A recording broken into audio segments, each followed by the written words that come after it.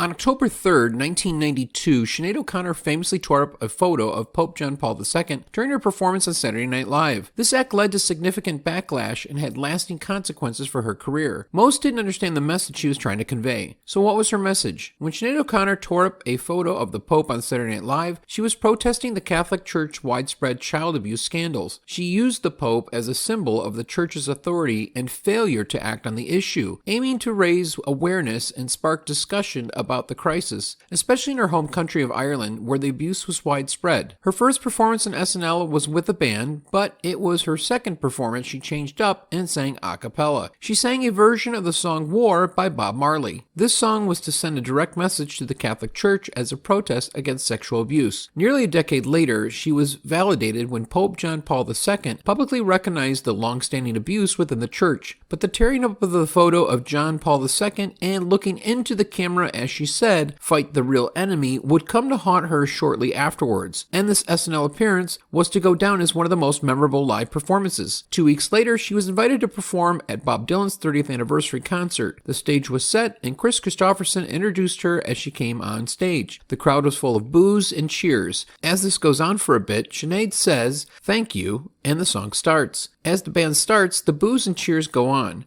She immediately signals the band to stop playing. Chris Christopherson comes out and tells her to not let them get her down.